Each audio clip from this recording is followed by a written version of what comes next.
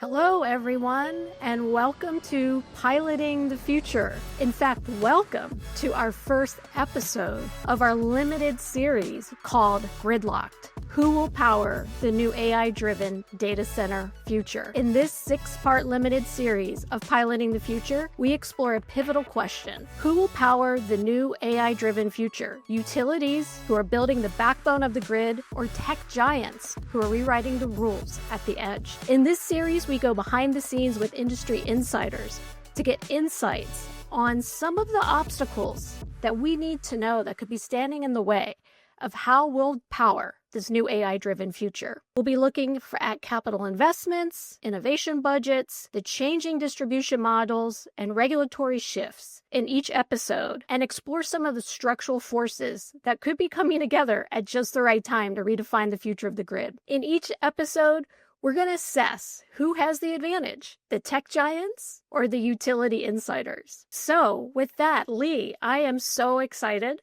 We have been talking about this for a while. We have some great guests today. But before we introduce our guests, I wanted to set up our first episode. Our first episode will be about the capital bias and this whole business model in the utility industry that favors capital investment over OpEx. Yeah, it often gets in the way of making really good operational investments because utilities lose money when they spend on operations, but they make money when they spend on capital. So it's a challenge for them, especially when things are changing so fast. And this couldn't be a better time to do this episode or introduce this limited series because July was a very, very busy month on the AI front.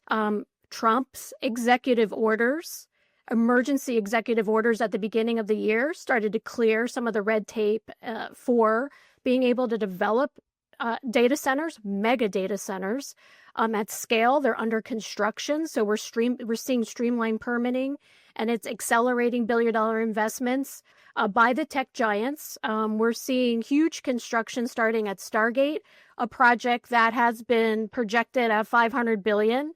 It's an AI mega data center that's being backed by SoftBank, Oracle, and OpenAI. It will generate nuclear loads. It'll have the same capacity of multiple nuclear generation. So Oracle was actually already projecting that $30 billion in annual revenue as associated with this project in their fiscal year 2028. We're seeing Mark Zuckerberg's $29 billion from private equity going into his mega-style AI campuses, and generation stacks. So what we're seeing is some very newsworthy things happening in July.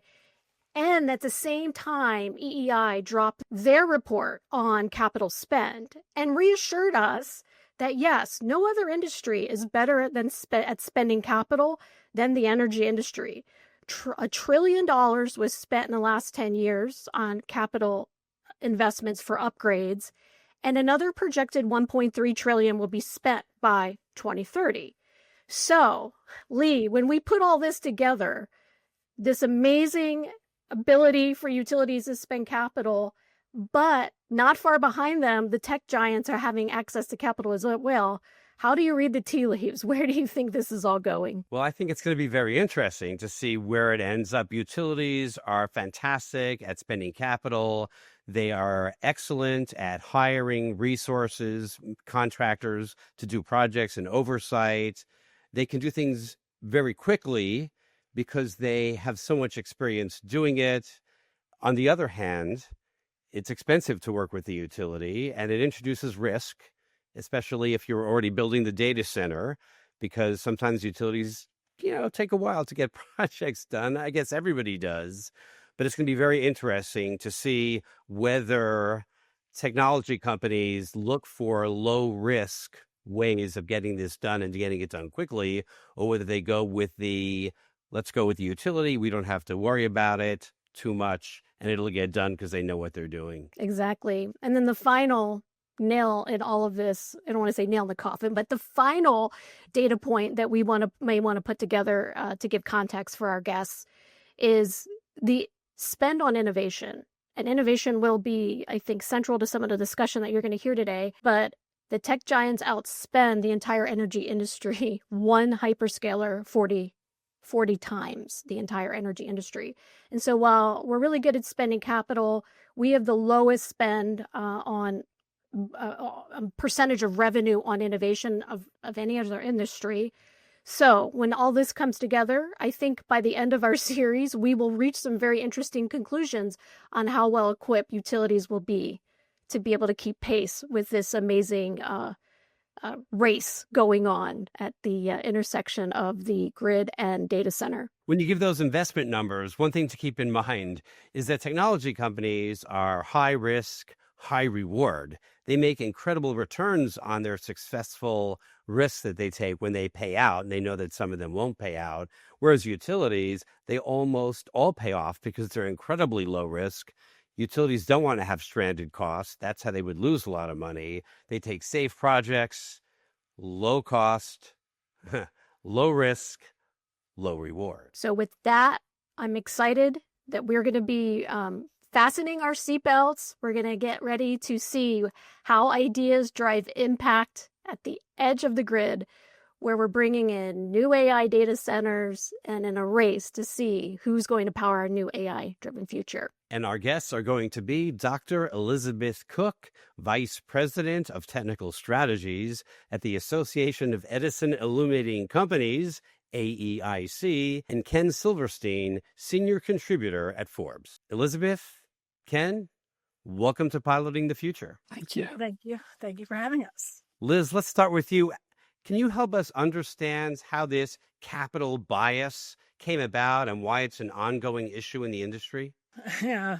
So, I think it's deep rooted. The capital bias really comes from probably 100 years of building the grid through the various poles, wires, and substations, all the things that you can see and finance and ultimately depreciate. So over time, as regulation has been developed, created, enforced, or reinforced, this put in a particular, utilities, and you said it earlier, returns on those physical assets, the newness of them, or installing or overhauling an existing infrastructure. As long as it's a physical asset that's new, it can be capitalized. And so one thing that we're coming to realize is software or enhancing or driving or developing data functionality or efforts that could transform how we assess, maintain, and build new through data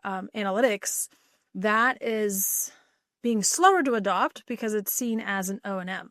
So the bias came from how we structured and enabled utilities to finance these large investment projects, so they had that guaranteed rate of return.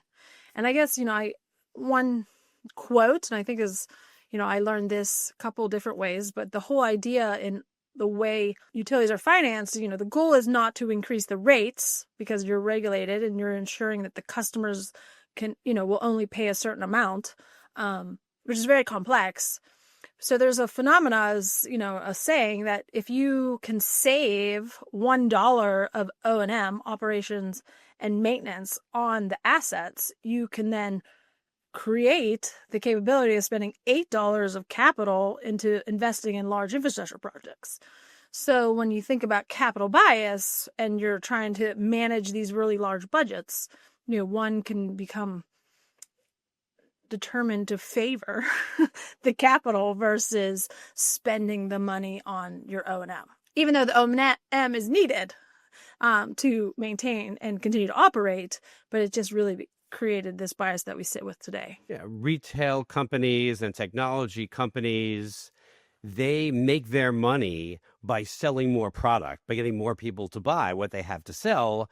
But utilities make more money by convincing their commissions that they should spend more capital. Which, I remember, when I coming into the utilities and learning this internally, my father was a CFO of a Fortune 500 company, so he was always really interested in the financials, and he'd ask me questions and I would interpret what I was learning.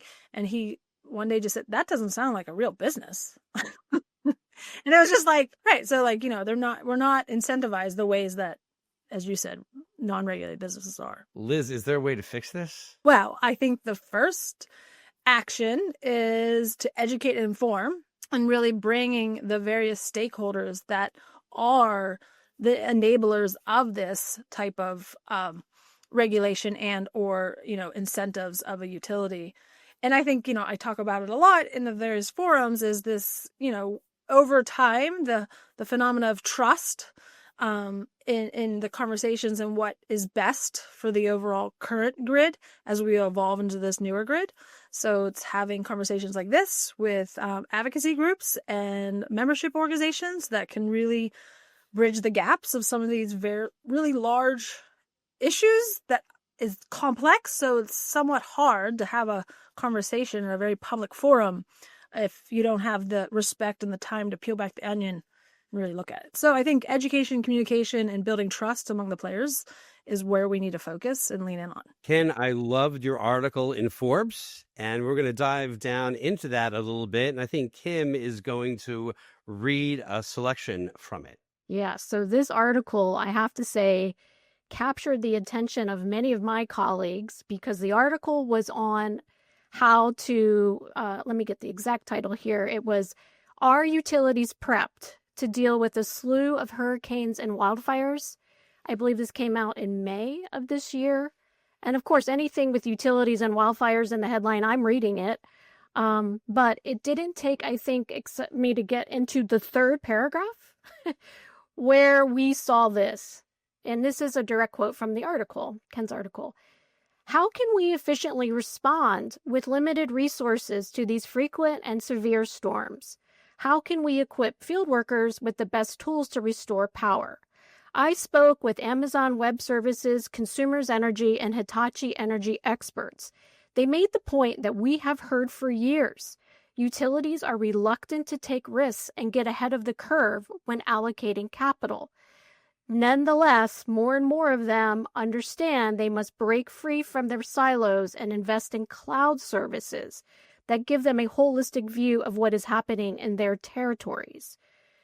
So here we can see, I think, the bias kind of playing out, and especially in more and more important applications that impact customers, their reliability, the resiliency, the wildfires, all of the things that we now need to equip a utility, the modern utility, to be able to address.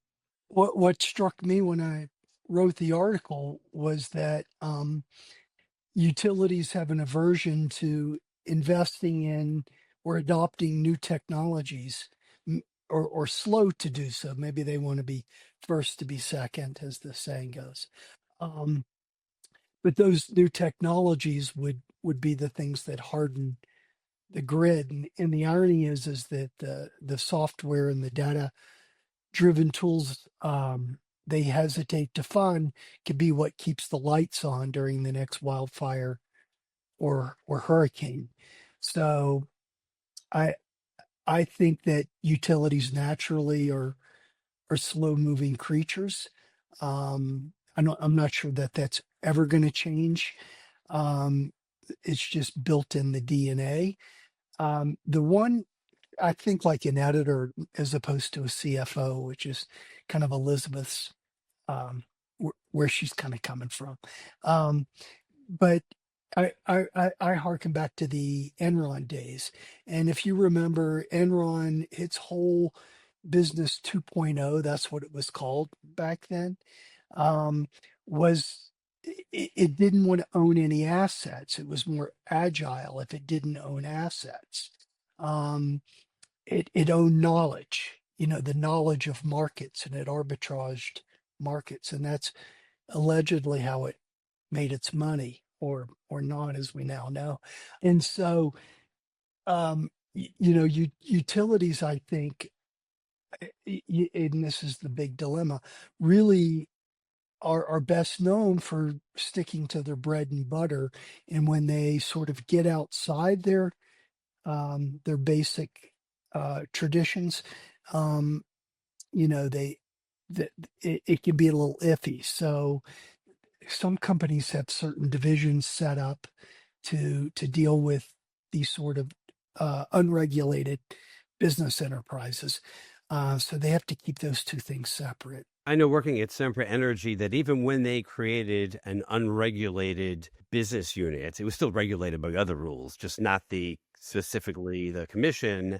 that it still tried to operate because of the culture a lot like a utility. I mean, they took extra risks, but they looked to always sell the energy they were going to generate and have long-term contracts. In other words, they wanted that steady, guaranteed income stream, just like a utility has. Yeah, and just a little flavor to the, utilities often seem to be slow-moving creatures, and I think, it's one of my passion points is to share that, there is quite a bit of innovation happening internally in pockets, but I think those that have an innovative spirit, and Lee may have, he was one of them, working in internal walls, they are fundamentally designed to be prudent. They do have a 100-year creation of this capital bias, but they're also another power of three. They're effectively always assessing the safety and reliability.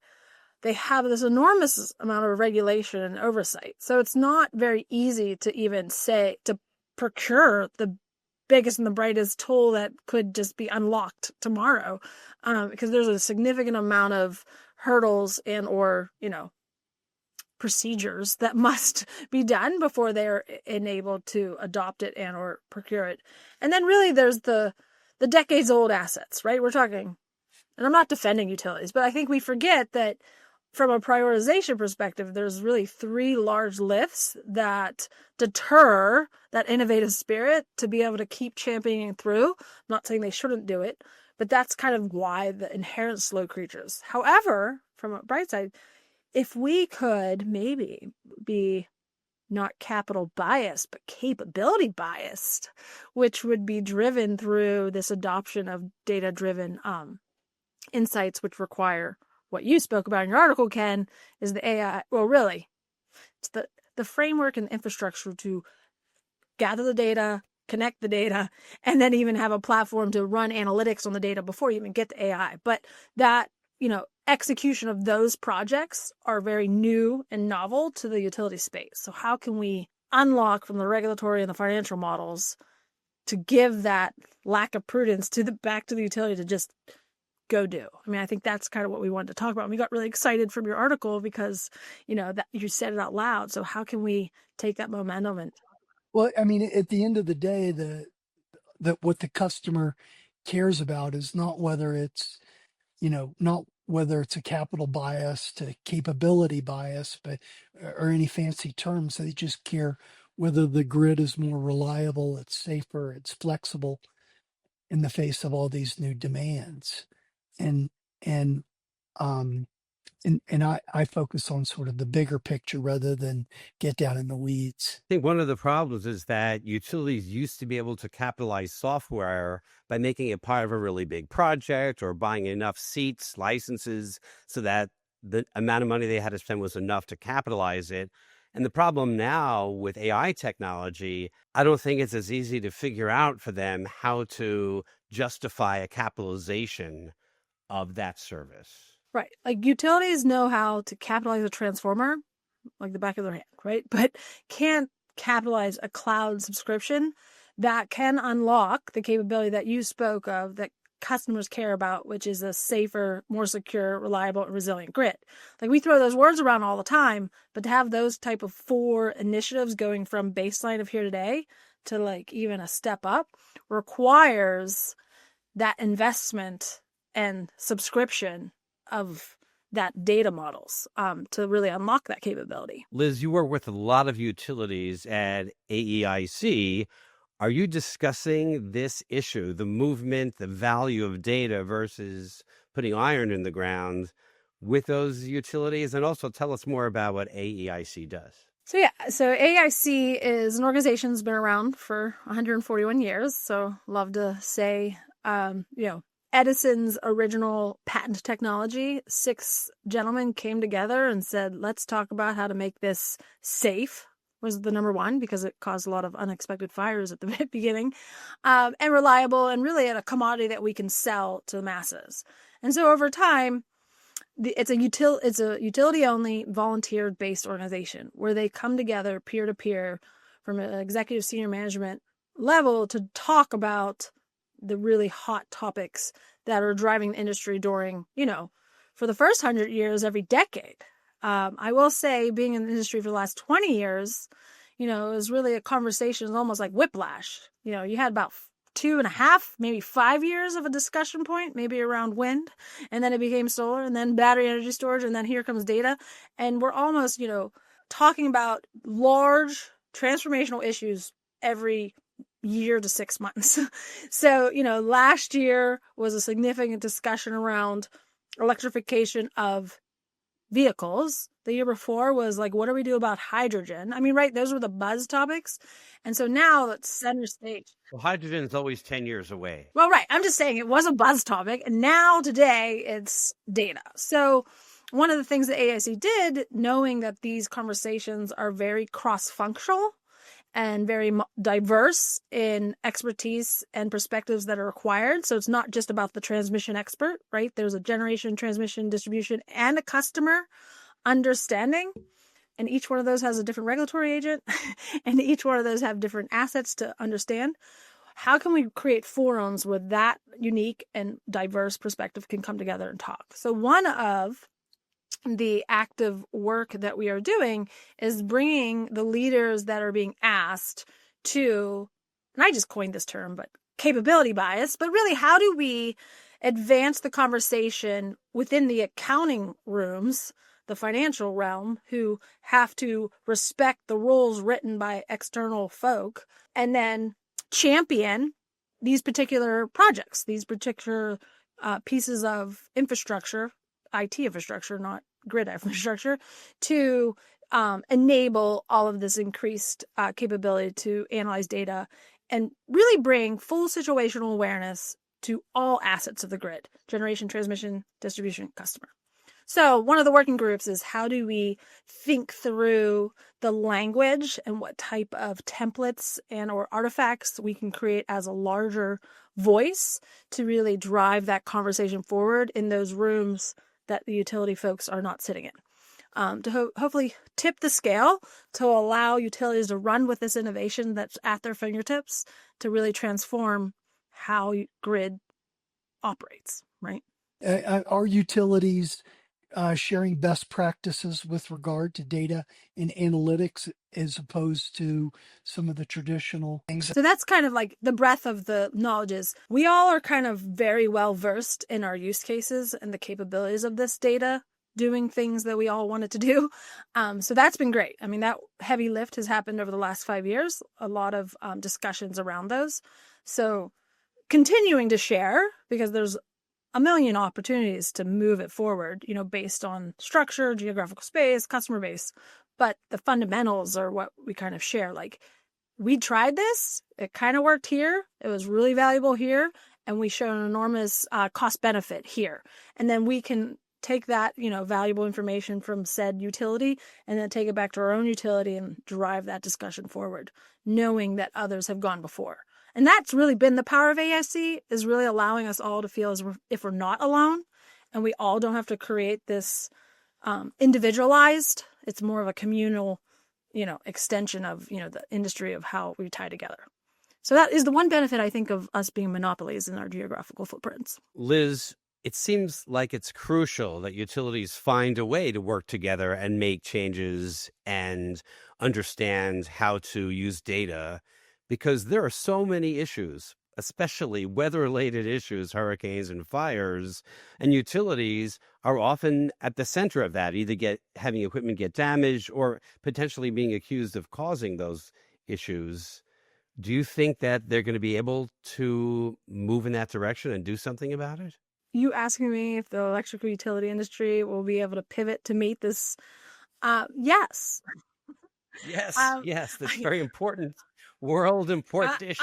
I mean, one has to have hope, and I do find there are inspirational leaders, and it doesn't require an army. It really requires a select few to pave the way to allow us to be quick followers. So we just need, there's maybe a handful of very large obstacles that if we can knock them down, really the path can be moved forward. Can you just research this for the article? Do you think utilities are prepared for what's coming from a extreme climate event situation? I've not just written that one article. I've written a multitude of articles on how utilities deal with climate related issues. In California, for example, most people don't know this, but the CO2 from wildfires is greater than, its car emissions in a given month or year or whatever the comparison is. Um, and so it's imperative that they that you get at the underlying issue, which is policies to address climate related issues. Now, I know that's not the subject of this particular thing, but it needs to be said that you know um, without proper policies, just burying your head in the sand and pretending climate is not an issue, I think is a naive approach. But I do think, based on the story that I wrote that you guys are referencing, that utilities, at least there are certain utilities that are they're not the army, they're the tip of the spear that are leading the charge, that are investing in cloud-based technologies to make it easier to see, for everybody in the company to look at the same set of data rather than everybody to operate in a silo and have it be so haphazard of approach. So I do think that some utilities are investing in the technologies, and as they show that they're earning a rate of return on their investment, it will be adopted by more and more utilities. But of course, this requires, regulators to understand, the issue as well, and that takes time to explain. Both for Dr. Cook and Ken, for you as well. You have the technology companies needing more energy. They certainly have the capital to do their own thing. On the other hand, you have the utilities that have a monopoly, and there's a lot of rules around creating your own energy, especially that much. Any thoughts about how this is going to progress? What's going to happen? Will the monopoly save the utilities? Will the monopoly need to save the utilities? So, I think, there is the elephant in the room that we have these very large companies that, one could say could buy the utilities outright. And, that essence or that aura has been kind of like circling a lot of the utilities that are actively participating and supporting these hyperscalers, which we're talking about.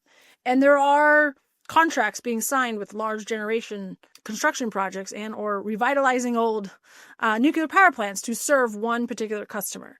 And so I do believe utilities can absolutely compete, but I think that we would be really redefining the playing field. A utility in the monopoly that was created was a phenomena that was constructed by one man's idea in 1911. His name was Sam Ansell, and he was Thomas Edison's right-hand man. And he went over to Chicago, and he was like, hey, state regulators, how about you allow me to be a monopoly in this territory, and then I will allow you to manage the rates. And then from that time period, we've constructed our own roles to regulate us in all different ways. And one of those ways is that we are required as the electrical utility provider to serve any customer. And so what's coming to town with these massive hyperscalers and those demanding an enormous amount of energy larger than the cities that the current grid delivers is that rule does not make sense anymore. You're asking the utility now to build infrastructure to serve one. And are we equitably sharing that cost with the 10 million individuals that are currently taking power from this large machine that they built over 100 years? So, I really think it shouldn't be about competing. We should be looking at it as a partnership and a collaboration, and the education and the knowledge. Do hyperscalers and these large tech giants want to be responsible to safely, reliably, affordably serve our 330 million folk in the US? That might be an outdated number. That's the big question. So how do we change the discussion instead of like, I'm going to buy you or I'm going to take your asset, right? Like it's more about, okay, we have a system that we've created. How do we change this? And who can be the partners and the collaborators of this? Because we can't even get into the supply chain, right? So like, how does that come to be in regards to this new entity wants an enormous amount of equipment. Where do the experts sit? How can it be manufactured? How will it be transported? Who is prioritized? So I think it comes down to, the question that was asked in 1911, how should these regulated business operate to serve all and not just one? So I think the irony is that the monopoly status both protects utilities and makes them vulnerable at the same time. On the one hand, it shields them from competition. But if the tech giants decide it's cheaper to own the infrastructure outright, regulators would be forced to rethink who controls the grid. So it's not an easy answer. And then we get into the definition is, what is a grid? Is it a microgrid? Is it a nanogrid? Is it a mega grid? So I feel like, can they be regulated differently based on the customer that we serve? We've kind of blended commercial industrial customers almost as the same as a residential, and their rate structure may be a little different. Anyway, I think we need to unlock the digital and cloud capabilities of both parties, because guess what? These hyperscalers would really benefit if utilities started using a lot more data for their own business models. So is there a, catch-22 there, and maybe a synergies of relationships that, given the access to that or the availability of this data center to run the power grids analytics, right? There's a whole space there. Like, we now are requiring or desiring that commodity that the hyperscalers want, and vice versa. So is there a conversation there? Kim, what's your perspective, and how does it fit into our new Gridlocked series? Yeah, and Lee, I want to hear what you think as well. This has been a really great discussion so far, but I think it's so awesome to have both Ken and Liz on this podcast, because, Ken's article about wildfires and all this, we were talking about once in a lifetime storms and once in a lifetime, wildfires. And it's like, no, it's not. It's common every day. Here is where we are. The once in a lifetime event that is happening is right now in the transformation of this entire business model. Liz is laying out. It started back with Edison. That is the rules that are continuing to regulate the business model today. So the irony is, it's not that once in a lifetime storm that we're talking about. I think this data center debate is helping people to see the grid that we built is not equipped for the challenge that is coming to it in the future, and therefore requires transformation and change. And so this is the once in a lifetime event. And I think for a lot of us that are working in the energy industry, I like to say all the time, like, this is the challenge. Let's meet the moment. This is our opportunity. You were called to do this. Like, this is actually, full of hope and I think potential here that we want. We have to include the engineers at the utilities working on this grid, and we have to make sure that things are continuing to be delivered affordable and safe. And so they have to remain, in my opinion, at the center of this equation, although we do see disruption. And I wanted to do the podcast series, because I saw all this kind of coming together.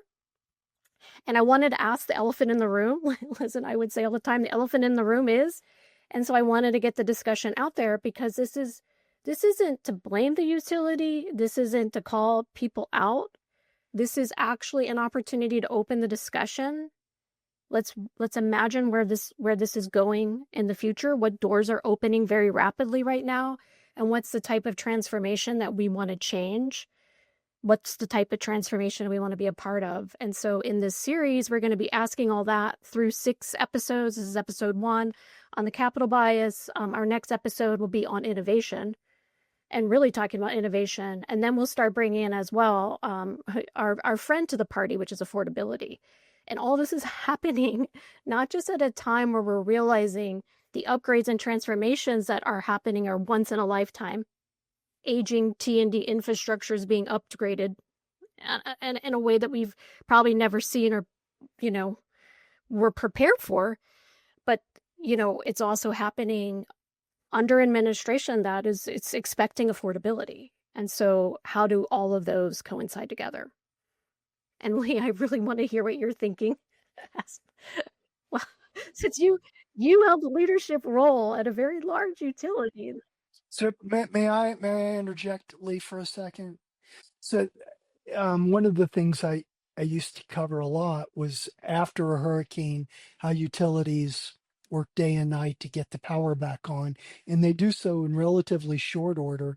And it's really nothing less than a miraculous effort, with a lot of the credit going to these line workers who just know what they're doing. They create these um, war rooms, and they're able to get the power back on. And so, using that as sort of the springboard, I would say that the utilities are at the hub of safety and reliability. But the innovation of these hyperscalers, as we've termed it in this discussion, is comes to the fore, and the utilities cannot be as agile as some of these tech giants in terms of coming up with the latest, greatest innovation and making sure it comes to the fore.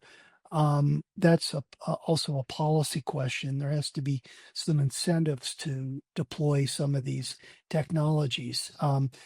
But the utilities, I think, will always be at the forefront of the grid, and generating and delivering electricity, which they've done successfully for 200 plus years. Remember, it wasn't that long ago that utilities were all integrated such that they owned all the generation. And now the generation for many utilities has been moved out to third parties that sell the energy to the utilities. So you can imagine more of that happening, especially with these big requirements that are coming upon the utilities for energy generation. On the other hand, I just have to give a shout out to SDG&E's organization. When there is an emergency, I was there for a fire in 2003, and the crews were all out working without sleep, doing whatever they could to restore energy. They were right behind the firefighters in battling to get the energy back up. One person out there in the field, while he was battling to get energy back for others, his house burned down. And he knew that was happening, but he couldn't focus on that because it was an emergency situation for the city. And it's incredible. It's incredible what the utilities do.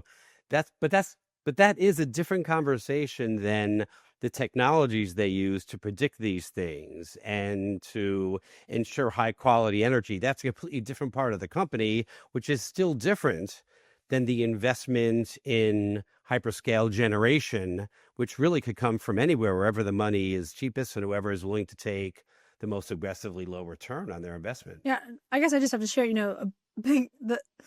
the dichotomy of working for a utility and being able to speak on the behalf of utilities, because stories that you just shared, Lee, I mean, the response of the people when there are these enormous incidences that happen on the grid is, is almost, there's no other industry that if you have a large storm, that other companies will dispatch their crews, their trucks to other states to literally build back the grid within days. I mean, that's unheard of. And I don't think we think about how powerful that is and just how more effective and efficient it could be if they had a little bit more visibility, but they still get it done. And I think another thing about, if we think about utilities and the wildfires and really what had occurred, and then as an industry-wide, every utility now, even if they don't sit within a wildfire footprint, however, one would say almost everyone sits there now,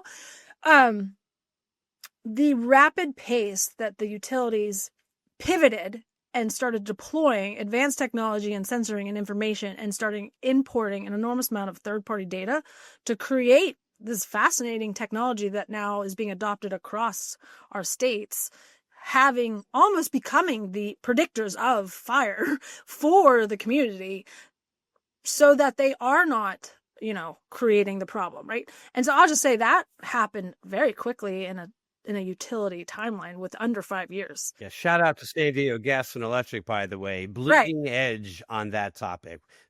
First biggest fire, so they had to be, but they jumped all over it, even without the commission authorizing a lot of the expenditure. How do you motivate utilities to invest in these predictive tools in real-time visibility?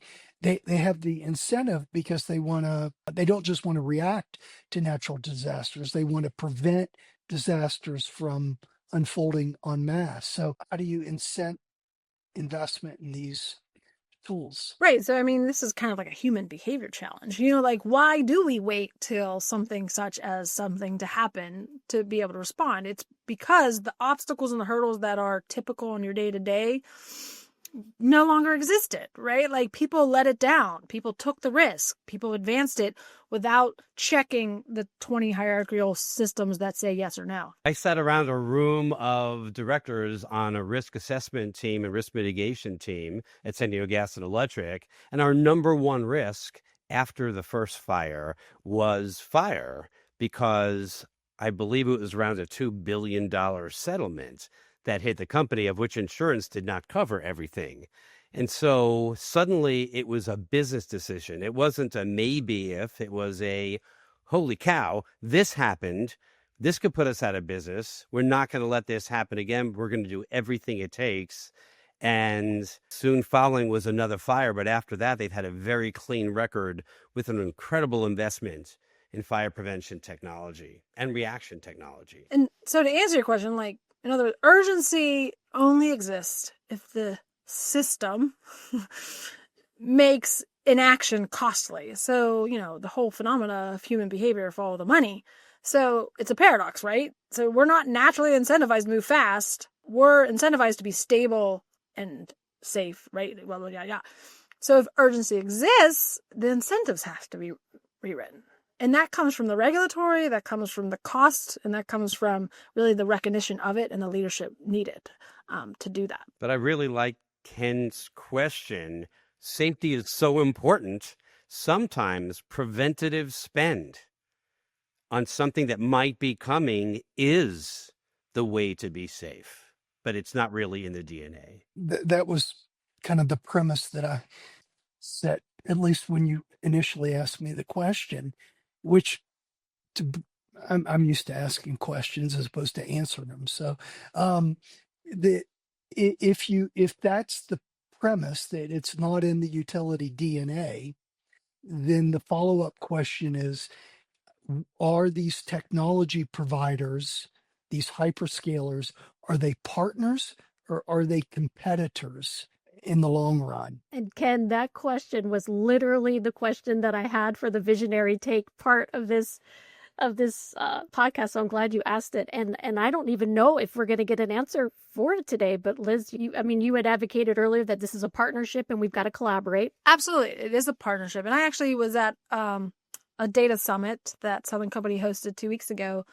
And Microsoft was on stage saying, we saw utilities as our customer and our users of our products. It is becoming very evident very quickly that they not only are now our partners in this transformational time, they must be our collaborators. And I just loved that, like, she did use all three of those words that you just teed up. So, I mean, I think we need to ensure that this is a partnership, kind of alluding back to, if a entity is large enough with enough capital to buy utility, do they want to serve the 1.6 million customers that they just procured, safe, reliable, affordable power to? And I think the question is no, otherwise wouldn't they be doing it already? So how do we ensure that they understand what it takes to serve all while also managing this large load that's requesting? So a partnership must be the answer. I agree. A partnership's the answer, because I'm thinking a provider of last resort. I don't think Microsoft wants to be the provider of last resort for people that aren't good at paying their bills, don't have the funds to pay their bills, or are way out in the country and it takes an extreme amount of money to get them their electricity, whereas the utility understands that requirement and is able to satisfy that requirement. Again, I say it's where the money comes to fund those large projects and maybe who gets the return. And even the utility often for large projects will oversight it a bit, but really hire out some other company to do the big build. And a technology company could potentially do that. So there's $1 trillion that's going to be spent over the next 5-10 years in this industry. That means a lot of change. what's going to be the biggest challenge from a utility perspective? I mean, I guess I'll just plug the topic, but really bridging the divide between this upfront capital investment that's very intensive in assets for either side of the customer meter, and our ability to be agile with our digital capabilities. So how do we prioritize, how do we analyze, and how do we, set a plan to spend that $1 trillion on the wires without having this investment in intelligence to direct us where to go? My initial reaction to your question was really about trying to get at the heart of the climate issue, that if these 100-year events are happening monthly, all over the country, all over the world, that there needs to be a shift to cleaner energies, and mitigation and adaptation efforts need to be more aggressive. That's my immediate response. The biggest challenge is going to be the data piece, right? So I think the fact that if we don't have more data is the new data and the intelligence to drive the grid of the future, we're basically creating a big stranded asset. And so we have to stop thinking about stranded assets as just being, left behind equipment. And we need to start thinking about stranded data assets that could we be leaving on-prem when it could be in the cloud, or it could be used more effectively. And so I think if we really need to start thinking about that data as an asset and investing more in the data that's going to help us get ahead of some of these issues. The irony is we have hyperscalers that are the data experts building generation stacks, and now utilities who were supposed to be expert in generation having to become the experts in data. How interesting is that at this transition point? I feel like I might get the same answers to this question, maybe not from Ken, but maybe a different spin. Over the next 5 years, what's the biggest challenge for the data center AI providers? For the data center AI providers, biggest challenge is securing enough, one could say affordable, aka potentially does not require fuel to be transported to site, reliable power that without destabilizing the rest of the grid. I mean, these scalers need the energy source. And so where's it coming from, and how are they going to get it, and who brings it, and who invests in it? And I just went to the challenge of the weather and the data. Like, enormous amount of data can create amazing climate models that ultimately can help prioritize how to effectively build out the grid. To tie all three of our thoughts, I just wanted to do that. I mean, it's all there, but it's getting the resources, aka the energy resources, and building that infrastructure. And I'll add on to that, because if not, what are we going to do? I mean, I think I saw a blog from Google this past week that pretty much inferred that they were going to be looking at ramping up or ramping down their AI compute based off of demand capacity. So basically trying to turn AI into a DR event. So what, are we just going to process our AI at night because we don't have the capacity to process it in peak hours? I mean, so that'd be a great idea. Fascinating. Yeah, that Google wrote a blog on this and said, hey, we will actually run our AI to take the capacity constraints off the grid. I mean, we have to remember demand response is probably the most underutilized energy source on our grid performance, which is use less. Ken, biggest challenge for providers? I mean, my immediate thought was that, they need to acquire massive amounts of clean, reliable power. And which begs the question is, can green energy be enough to power this new AI movement? And I wrote a whole big article on that, and I'll avoid getting into the details of it, but it concluded it concluded it can power this movement, and it should power this movement. Not exclusively, but it's integral. Ken, I agree, and I really hope you're correct. I think it could be a big opportunity. It absolutely can, and there's other countries that have proven it so. I agree. Let's end on, well, those other countries had federal support. Well, I didn't say why. I just said it's possible from a technology perspective. Let's end on a fun one. What is a myth about the future of AI over the next 10 years that you'd like to bust? One, let's stop saying AI before we're ready to actually. No. AI isn't just about computing or having the capability to run the models. It's really will shape how we operate the grid, right? From forecasting to planning to designing to executing, right? The whole span. So it will unlock and transform how utilities show up. And I feel like it's a side note, but in essence, it's going to be the core of how we continue to be a resilient, reliable grid. I don't think AI will replace human judgment. I think that critical thinking skills are still foundational in terms of knowledge and power. And AI is a tool, but the human mind, I think, is still critical to economic progress. Maybe I'll jump off of that one and say not all AI is bad. Ooh, bad judgment. Let's use a judgment. I was talking about good AI.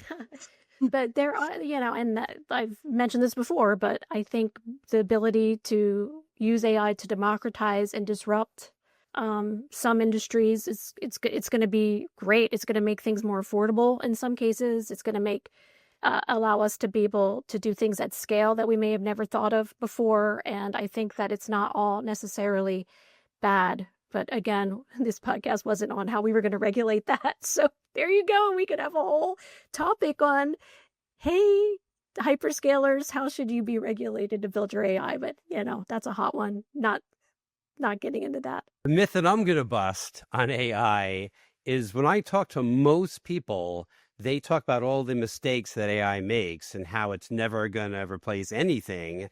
And I say to that, it's still a little baby, a little teeny baby. And it's going to grow up, and it's going to grow up super, super fast because AI is helping to design new AI. And if you thought television was big and the internet was big and smartphones were big, this is going to be incredible the way AI is going to permeate throughout society, really in almost every way. AI is the big baby that's going to eat us all, Lee. I'm not saying it with fear or with happy excitement. I don't know. It could go either way, but it's going to be big. Yes. And so on that note, I will wrap everything up, and I will say, if this conversation you found inspiring, to be determined, please come back and listen to the rest of this series and as well Piloting the Future, where we continue to talk about all the different useful, innovative applications of AI. But if you found this helpful and inspiring, please be sure to share this podcast with your friends on LinkedIn. Please be sure to go check out all Ken's amazing articles and all the great work Liz is doing at AEIC, and those utilities that could really be using the ways that AEIC is operationally creating data frameworks and models and helping us all think through this capitalization bias issue. Check them all out. Tag me, Lee, Energy Central or Innovation Force on LinkedIn and tell us what you thought. I'm hoping that we're going to roll out a poll to see what you all thought on who won the advantage in episode 1, the tech giants or the utilities. And be sure to tune in to Energy Central's feed so that you can see all of our upcoming episodes, but all the amazing work that all the other podcasters are doing.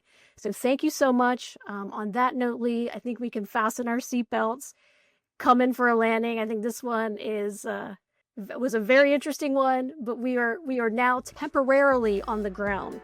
Let's go innovate.